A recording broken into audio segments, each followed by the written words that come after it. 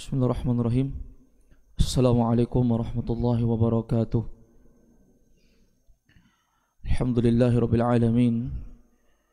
Wassalatu wassalamu ala al-mab'uuthi rahmatan lil alamin.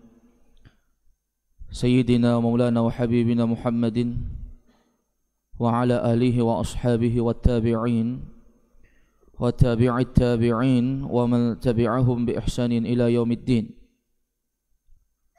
Qala Rabbuna jalla wa ala fi kitabihil karim wa huwa asdaqul qailin. A'udzu billahi as-sami'il 'alim minasy syaithanir rajim min hamzihi wa nafthihi wa nafthihi. Ya ayyuhalladzina amanu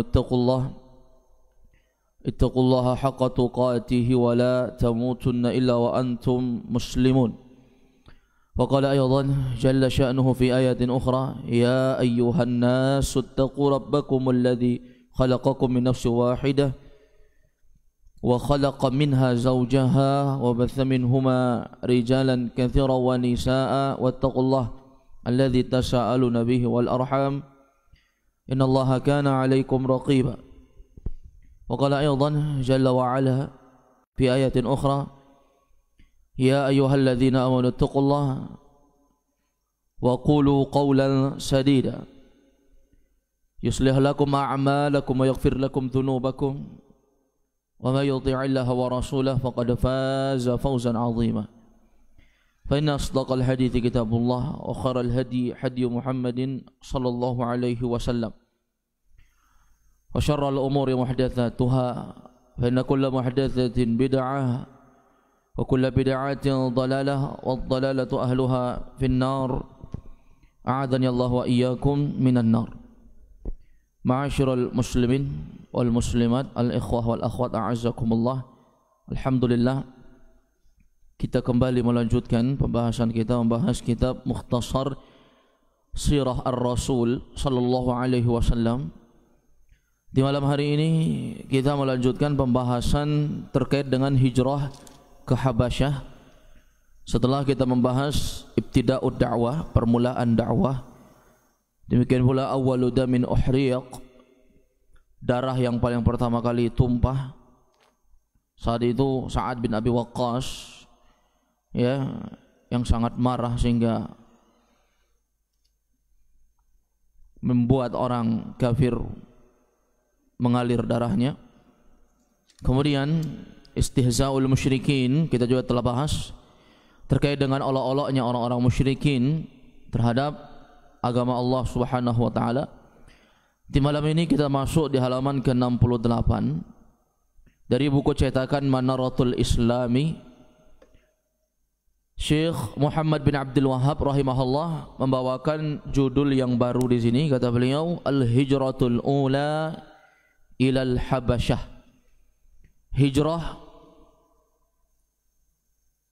al-ula, yang pertama, ilal Habasyah, ke negeri Habasyah. Hijrahnya para sahabat atas perintah Nabi ke negeri Habasyah, ya, dari kota Mekah ke Habasyah. Dan ini semuanya tentunya ada sebab-sebab yang menyebabkan para sahabat diperintahkan Nabi untuk berhijrah ke Habasyah, ke tempat yang lain. Di antara sebabnya itu seperti apa yang disebutkan di dalam ta'liq, catatan kaki.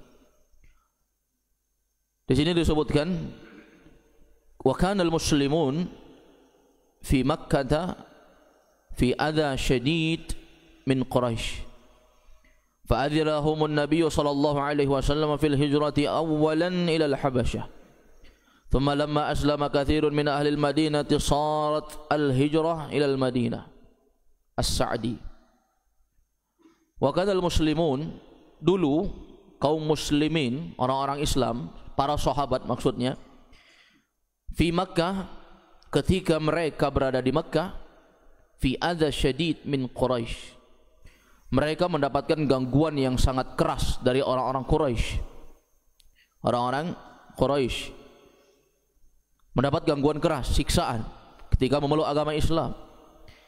Fa'adina lahumun nabiyyu sallallahu alaihi wasallam fil hijrati awalan ilal Habasyah.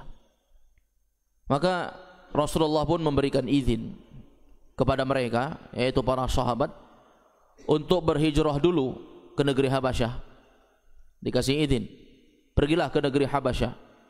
Thumma lamma aslama katsirun min ahlil Madinah, kemudian ketika kebanyakan penduduk kota sudah masuk Islam, syarat al-hijrah ilal Madinah, ya, maka setelah itu barulah berhijrah ke kota Madinah. Saat itu banyak orang-orang yang sudah berislam dari orang-orang dari kota Madinah. Baru setelah itu hijrah ke Madinah. Ini kita berbicara tentang hijrah ke Habasyah. Ini awal hijrahnya para sahabat. Wa fi sanatil khamisati amara an-nabiy sallallahu alaihi wasallam ashabahu bil hijrati ila al-Habasyah. Tepatnya di tahun kelima. Di tahun kelima. Amara an-nabiy sallallahu alaihi wasallam, Nabi memerintahkan ashabah, para sahabatnya, bil hijrati ilal Habasyah, untuk berhijrah di negeri Habasyah. Ini di tahun kelima. Kapan itu? Lamma ishtadda alaihimul adab wal adha.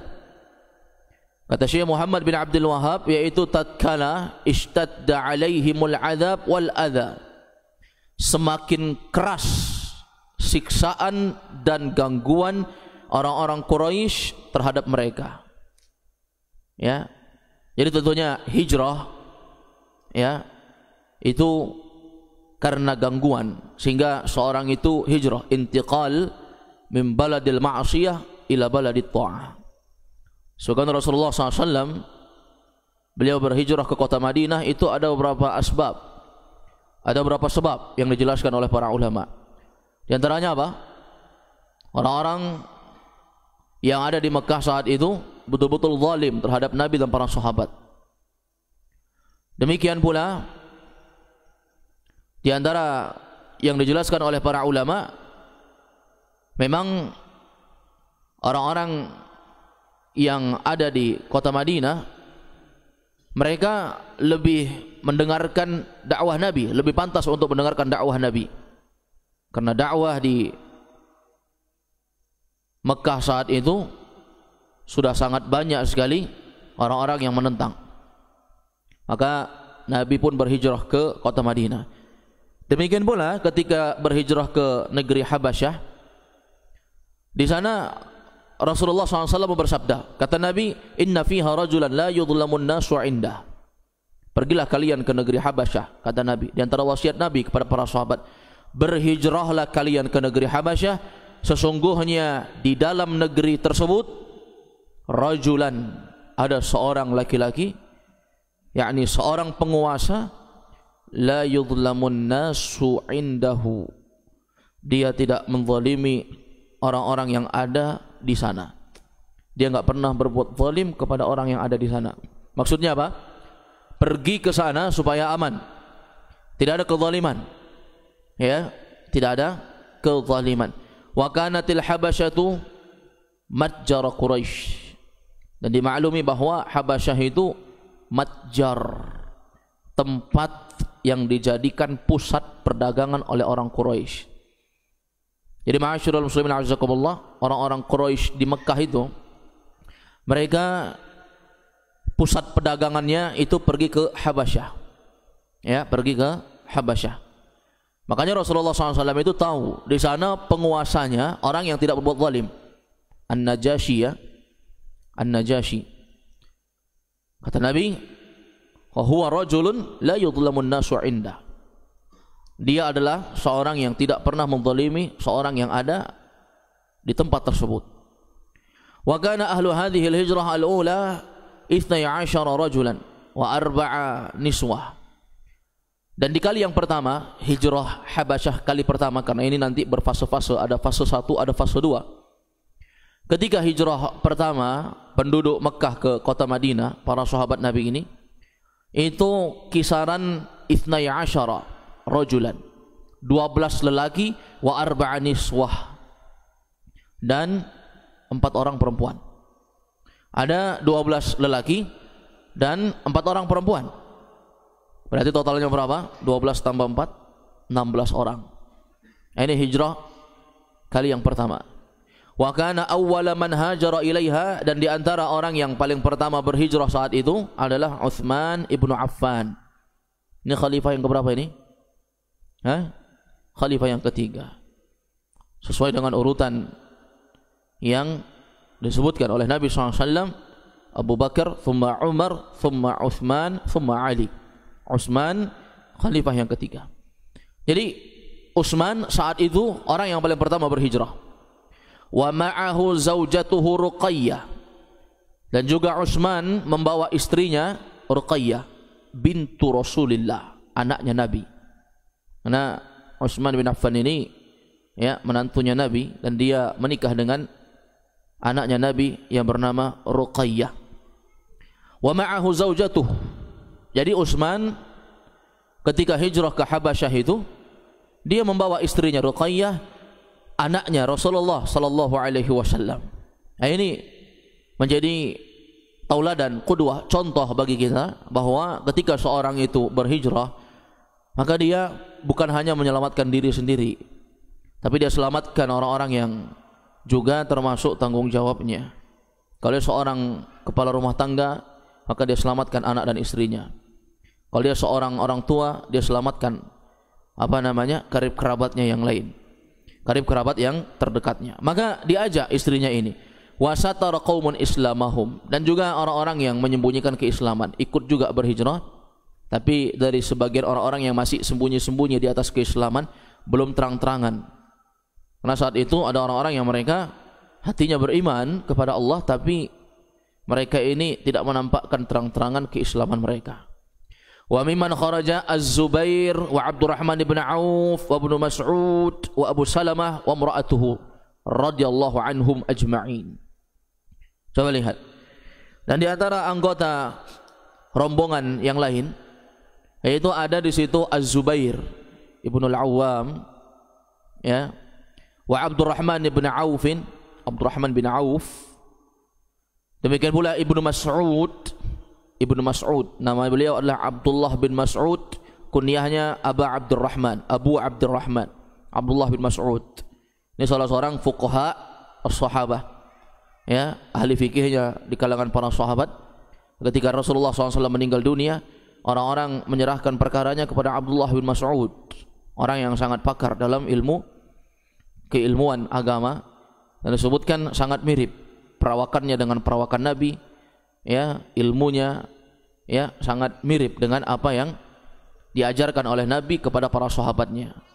Hadza Ibnu Mas'ud. Wa Abu Salamah, demikian pula sahabat Abu Salamah wa imra'atuhu, dan istrinya. Ini berapa orang yang disebutkan namanya, ya, ikut rombongan pergi ke Habasyah untuk berhijrah. Jadi kalau kita lihat bagaimana para sahabat Nabi sallallahu alaihi wasallam, para sahabat Nabi ridwanullah alaihim ajma'in, memang mereka betul-betul mengorbankan jiwa mereka, harta, tenaga, keluarga, seluruh yang mereka cinta untuk Islam itu, ya, untuk Islam.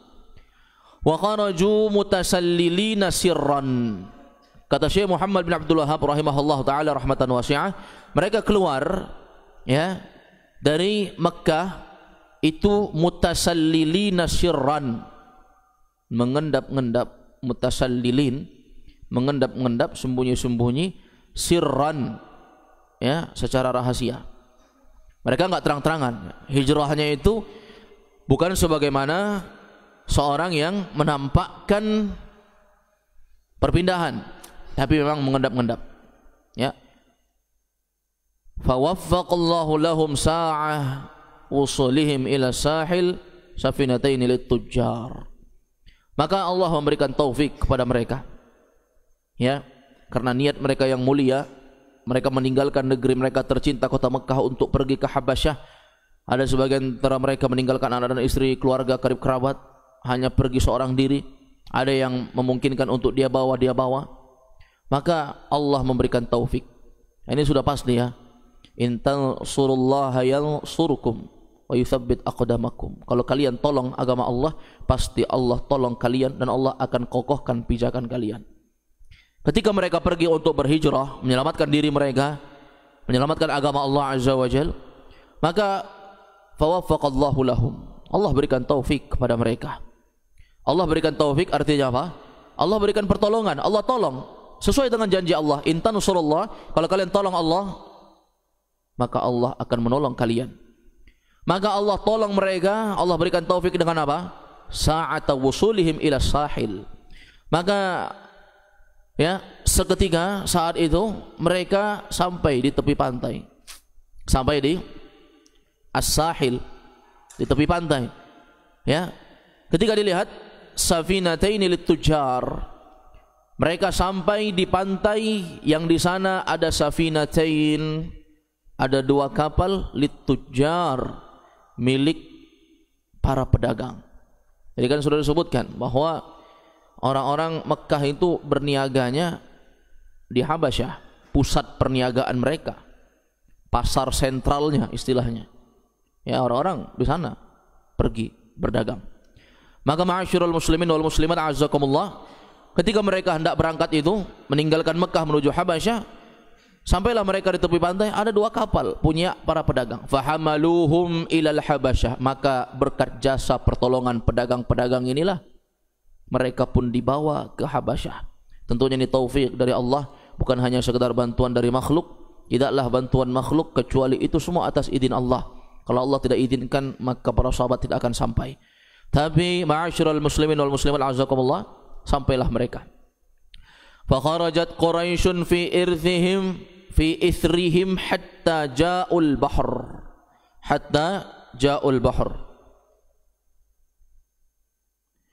Fahamaluhum ilal Habasyah, maka orang-orang membawa, maka para pedagang yang memiliki kapal ini membawa orang-orang dari kalangan sahabat Nabi untuk berhijrah ke Habasyah. Fa kharajat Quraisyun fi irthihim. Maka orang-orang Quraisy berusaha mengejar, ketahuan juga ya, mengendap-endap pergi tapi tetap ketahuan. Tetap diketahui gerak-geriknya mereka ini ingin meninggalkan Mekah, kaum muslimin ini. Ya. Maka dikejar oleh orang-orang Quraisy hatta ja'ul bahr, sampailah orang-orang Quraisy ini ya, yang menyakiti para sahabat Nabi ini, sampailah mereka di lautan. Ya. Falam yudriku minhum ahadan, tapi begitu mereka sampai enggak ada mereka mendapatkan seorang pun siapa-siapa. Udah enggak ada. Udah pergi dibawa. Nah, inilah pertolongannya kalaulah mungkin tidak ada kapal yang bisa digunakan dari kapal para pedagang itu di pinggir laut yang dipakai oleh para sahabat itu, maka mungkin ya mereka akan didapatkan oleh orang Quraisy. Tapi itu taufik dari Allah sehingga Allah memudahkan urusan mereka. Wa kana khurujuhum fi Rajab. Dan itu terjadi di tahun kelima di bulan Rajab. Bulan Rajab. Bulan Rajab itu setelahnya bulan apa? Setelah bulan Rajab bulan apa? Sya'ban. Setelah itu setelah Sya'ban apa? Bulan apa setelah Sya'ban? Ramadan. Setelah Ramadan apa? Syawal. Ya. Wa kana khurujuhum fi Rajab. Ini keluarnya di bulan Rajab. Ya, fa aqamu bil Habasyah Sya'ban wa Ramadan. Maka mereka tinggal di Habasyah itu 2 bulan. Yaitu Ramadan dan bulan Sya'ban dan Ramadan, 2 bulan. Rajab berangkat, tinggal 2 bulan, Sya'ban sampai Ramadan, sekitar 2 bulan kurang lebih. Para sahabat yang awal-awal berangkat ini ya, yang kita sebutkan tadi, yang disebutkan Syekh nama-namanya, 2 bulan di Habasyah, thumma raja'u ila Makkah fi Syawal. Maka di bulan Syawal mereka pulang, kembali lagi. 2 bulan saja mereka kembali. Lamma balaghahum anna Quraisyan safau Rasulullah SAW wa kafu anhu. Mereka pulang lagi ke Mekah saat mereka mendengar berita bahwasanya orang Quraisy itu sudah melembek, sudah lembut, sudah tidak kasar lagi, dan sudah tidak menyakiti Rasulullah lagi. Dengar berita, kan itu Rasulullah tidak ikut ya, para sahabat saja yang disuruh berhijrah saja ke negeri sana, supaya kalian dapati di sana ada ketenangan, ada laki-laki yang baik, maksudnya penguasanya An-Najasyi. Mereka tidak akan menzolimi kalian. Kalau Rasulullah ya dizalimi, banyak pelindungnya, termasuk pamannya Abu Talib ya, dan banyak sekali yang melindungi Rasulullah saat itu ya. Jadi para sahabat yang lain ini, yang lemah-lemah ini tidak punya kekuatan, sehingga disuruh hijrah saja kalian. 2 bulan mereka di sana dengar berita. Ini wallahu alam beritanya dari apa, yang jelas bukan dari media sosial ya, tidak ada zaman dulu. Tapi intinya sampai berita kepada para sahabat yang hijrah di Habasyah bahwa orang-orang Quraisy itu udah tidak kasar lagi, udah tidak jahat lagi dengan Rasulullah. Mereka jadi lembek. Ini kisahnya agak unik juga. Kenapa orang-orang Quraisy tiba-tiba lembek? Karena mereka menyangka Rasulullah itu sudah menyetujui berhala yang mereka sembah itu. Ya, salah faham mereka. Padahal maksud Nabi bukan itu. Tetapi orang-orang yang ada di Mekah saat itu menyangka bahwa Rasulullah itu sudah tunduk dan sujud terhadap berhala mereka. Sudah tunduk dan sujud terhadap berhala mereka. Makanya mereka berbuat lunak. Udahlah, kita sama saja. Ya, ternyata kita sama. Selama ini terjadi kesalahpahaman. Tapi Rasulullah tidak menginginkan itu. Ya. Tiba-tiba orang-orang Quraisy itu berbuat lunak sampai berita kepada orang Habasyah, pulang mereka di bulan Syawal, baru 2 bulan di sana. Padahal mereka tentram di sana, enggak dapat kezaliman, dilayani, ya, disambut dengan baik oleh Raja An-Najasyi, rajanya Habasyah. Pulang mereka. Wa sababu dzalika anna Rasulullah, ini diceritakan oleh Syekh ya. Ternyata sebab ya, kenapa orang-orang Quraisy saat itu bisa jadi lunak, bisa jadi lembek dan tidak menyakiti Rasul dan para sahabat yang lain lagi. Ternyata sebabnya saat itu Rasulullah qara'a surat An-Najm. Rasulullah sedang membaca surah An-Najm. Wan najmi idza hawa ma dhalla sahibukum wa ma ghawa wa ma yantiqu 'anil hawa, dan seterusnya. Ketika Nabi membaca surah An-Najm, falamma balagha afara'aytumul lata wal uzza wa manata tsalitsata al-ukhra, ketika sampai ayat ke-19 sampai ke-20, ya, dibaca terus sama Nabi surah An-Najm sampai ayat 19 ayat 20, tepatnya bunyinya afara'aitumul lata wal uzza. Tidakkah kalian memperhatikan Lata dan Uzza, wa manatas salisatal ukhra, demikian pula Manat yang ketiga. Tidakkah kalian melihat tiga berhala orang-orang Quraisy ini, ya, orang-orang kafir ini, Lata, Uzza dan Manat? Maka ketika Nabi membaca itu, alqasyaitanu ala lisanihi, maka syaitan menggelincirkan lisan Nabi, ya, dibelitkan oleh syaitan lisan Nabi saat itu, seakan-akan Nabi mengucapkan tilkal gharanik al-ula wa inna syafa'atuhunna laturja. Padahal Nabi enggak bilang, tapi seakan-akan dibelitkan syaitan lidah Nabi ketika baca surah An-Najm itu. Terbelit lidah Nabi SAW, ya, digelincirkan oleh syaitan, ya, la'natullah alaih. Seakan-akan Nabi bilang gini, itulah berhala-berhala yang tinggi. Kan tadi disebutkan afara'aitumul lata wal uzza, Lata, Uzza, Manat. Disebutkan tiga kan? Setelah mengucapkan tiga itu, tiba-tiba digelincirkan syaitan lidah Nabi, sehingga Nabi bilang, seakan-akan Nabi bilang, itulah berhala-berhala yang tinggi. Sesungguhnya syafaat mereka itulah turja, dibutuhkan. Ya kan? Orang-orang musyrikin, orang-orang Quraisy, orang-orang kafir zaman itu, mereka bukan tidak meyakini Allah itu Tuhan. Sama orang Nasrani zaman sekarang, mereka bukan enggak meyakini Allah itu Tuhan, mereka yakini Allah itu Tuhan. Kalau ditanya, wa may yudabbirul amr, siapa yang mengatur alam semesta? Siapa yang menciptakan langit dan bumi? Mereka mengatakan Allah, Allah yang mencipta. Tapi mereka punya Tuhan tandingan selain Allah. Ya kan? Seperti itu. Silakan tanyakan kepada orang-orang musyrikin zaman sekarang. Mereka mengakui Allah itu Tuhan. Tetapi ma'asyiral muslimin a'azzakumullah, itu semua tidak menjadikan mereka mentauhidkan Allah. Makanya tidak cukup tauhid rububiyah saja. Kalau hanya meyakini Allah pencipta, pengatur alam semesta, itu hanya sekedar tauhid rububiyah. Tapi dibutuhkan yang menjadi pembeda antara ahlu tauhid muwahhid dengan ahlu syirik musyrik, yaitu tauhid uluhiyah, bahwa hanya Allah satu-satunya sesembahan yang berhak disembah, tolak selain Allah azza wajalla. Maka mereka ini sama juga, mereka meyakini Allah itu Tuhan, tapi ada berhala-berhala Lata, Uzza dan Manat yang mereka jadikan sebagai penyampai syafaat, pemberi syafaat di sisi Allah azza wajalla. Sesuatu yang mendekatkan mereka kepada Allah. Ini Manat, Lata dan Uzza ini. Anggapan mereka seperti itu. Maka digelincirkan oleh syaitan lisan Nabi saat itu, seakan-akan Nabi mengatakan itulah gharanik, berhala-berhala yang tinggi, syafaat mereka dibutuhkan. Seakan-akan Nabi bilang seperti itu. Faqala al-musyrikun, apa kata orang-orang musyrik saat Nabi bilang seperti itu? Ma dzakara alihatana bi khairin qabla al-yaum. Aneh orang ini. Dulu enggak pernah dia memuji Tuhan kita seperti hari ini dia memuji Tuhan kita. Ya memang ini adalah ketergelinciran dari ucapan Rasul disebabkan syaitan, bukan dari Nabi SAW. Maka orang-orang musyrikin di zaman itu mengatakan, aneh orang ini. Dulu dia enggak pernah memuji Tuhan kita sebelum apa yang dia ucapkan ini, enggak pernah. Wa qad alimna annallaha yakhluqu wa yarzuq. Kita juga sama. Kita mengetahui Allah mencipta, memberi rizki, yuhyi wa yumit. Allah menghidupkan dan mematikan. Kita juga yakini itu. Oh ternyata sama ya. Muhammad mengatakan Allah pencipta, Allah pemberi rizki, Allah menghidupkan, mematikan. Kita juga sama. Bedanya kita apa? Muhammad tidak menerima adanya pemberi syafaat Manat, Lata dan Uzza. Lata, Uzza dan Manat. Tapi kita menganggap mereka itu pemberi syafaat di sisi Allah Subhanahu wa taala. Sekarang Muhammad sudah mengakui itu, berarti sama kita. Makanya mereka menjadi lembek. Sampailah berita ke Habasyah, makanya pulang orang itu. Makanya mereka pulang. Ini ma'asyiral muslimin a'azzakumullah. Perhatikan, walakinna alihatana tashfa' lana indah, akan tetapi Tuhan-Tuhan kami itu Lata, Uzza dan Manat itu hanya memberikan syafaat di sisi Allah maksudnya. Hanya sebagai pemberi syafaat saja. Falamma balagha sajadah.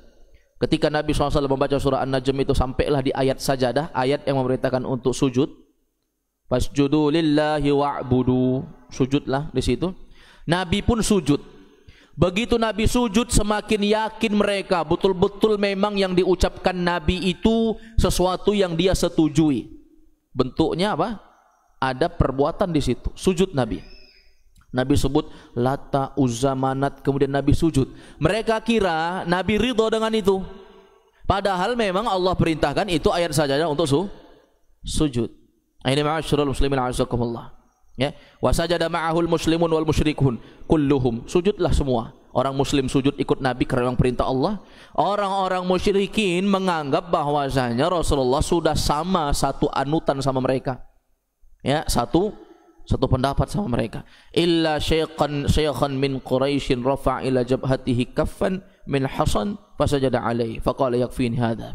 Semua orang sujud muslim kafir saat itu kecuali seorang laki-laki tua dari kalangan Quraisy yang dia rafa'a ila jabhatihi kaffan min hasan, yang dia mengambil segenggam kerikil kemudian dia letakkan di atas jidatnya dan dia sujud di atasnya. Wa qala yakfini hadza, cukup untukku ini.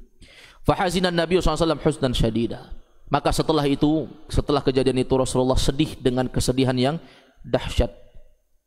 Wa khafa minallahi khaufan 'azima. Rasulullah takut terhadap apa yang telah terjadi. Karena orang-orang musyrikin menganggap bahwasanya mereka sudah satu pendapat. Ya, padahal itu tergelincirnya Nabi SAW dibuat oleh syaitan. Coba lihat. Ini ma'asyiral muslimin a'azzakum, menunjukkan kepada kita ya, Rasulullah SAW ya juga digelincirkan lisannya oleh syaitan, apalagi selain Nabi. Tentunya tidak ada yang selamat di antara kita. Maka Rasulullah sedih dan takut kepada Allah dengan takut yang sangat besar saat itu. Maka turunlah ayat untuk menenangkan Nabi. Ya, turun ayat di dalam surah Al-Hajj ayat 52. Allah berfirman, "Wa ma arsalna min qablika min rasulin wala nabiyyin illa idza tamanna alqa syaitanu fi umniyatihi fayansakhu Allahu ma yulqi syaitan thumma yuhkimullahu ayatihi." Coba lihat. Kata Allah Azza wa Jalla, "Wa ma arsalna min qablik." Tidaklah diutus dari rasul sebelummu, min rasul, dari para rasul, wala nabi, dan tidaklah para nabi dari sebelummu, illa idza tamanna alqa syaitan fi umniyati, kecuali apabila dia mempunyai keinginan, setan pun akan memasukkan godaan-godaan terhadap keinginan itu. Coba lihat. Tidaklah ada seorang nabi dari sebelummu ataupun rasul, kalau mereka punya keinginan, satu keinginan, pasti syaitan akan menggelincirkan, akan memberikan godaan-godaan terhadap keinginan itu. Ya. Maka disebutkan di dalam ayat ini Allah yang menghilangkan apa yang dimasukkan oleh syaitan itu, dan Allah menguatkan ayat-ayatnya. Coba lihat.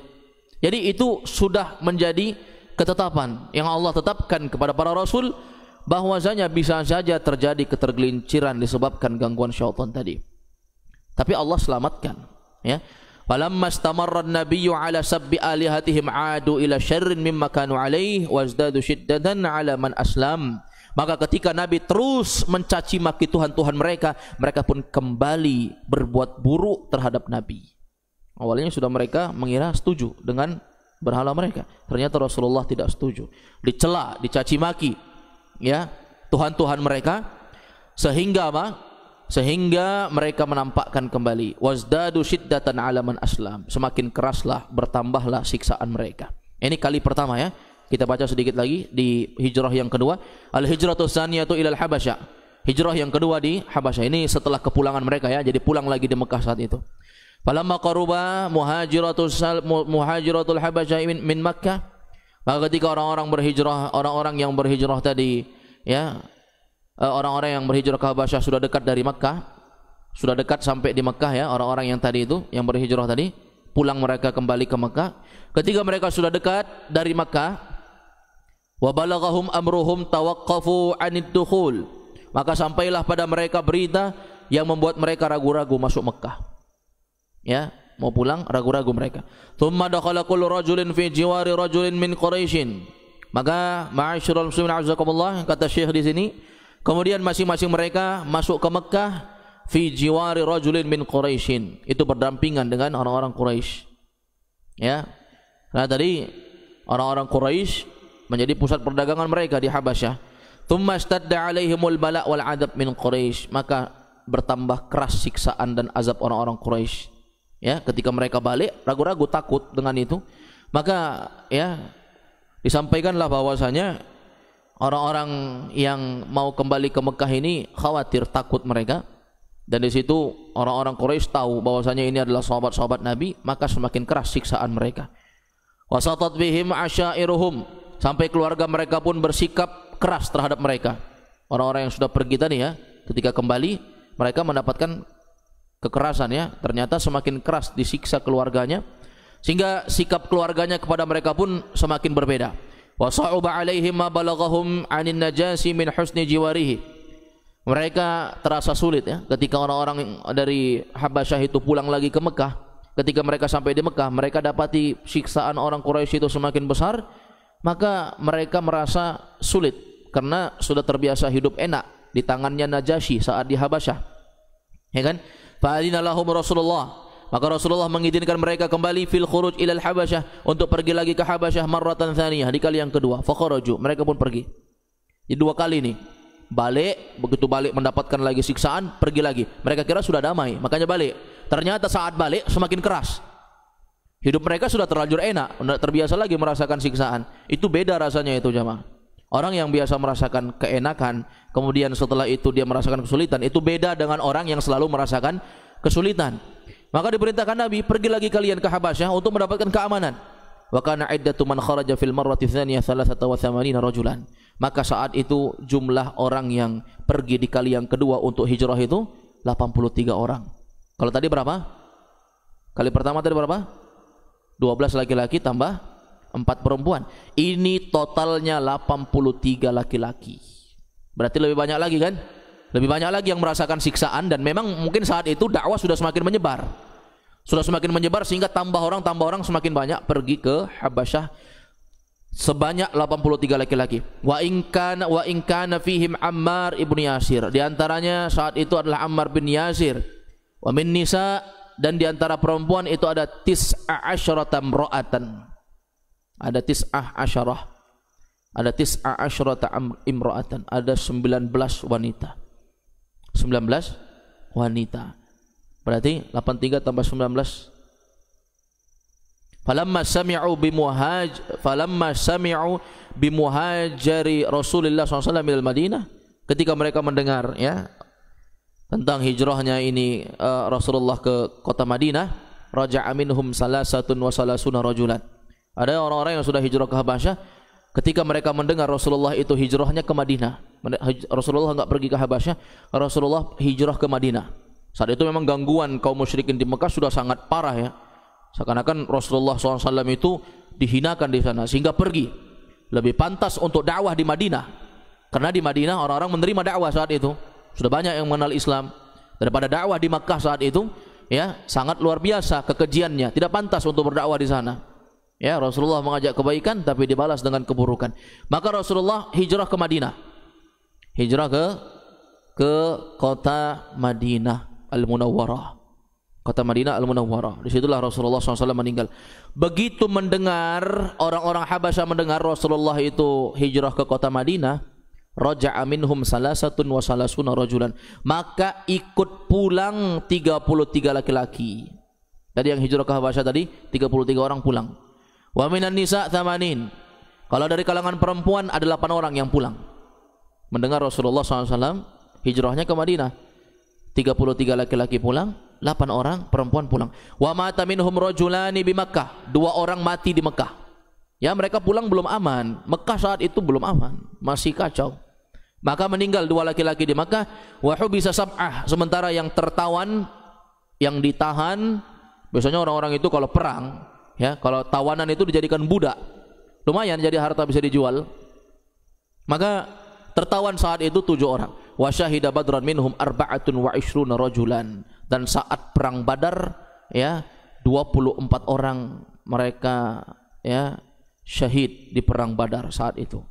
Nah, ini ma'asyiral muslimin a'azzakumullah, kita bisa melihat bagaimana zaman dulu itu ya betul-betul memperjuangkan Islam itu ya harus mengorbankan jiwa, harta dan dan keluarga sekalipun.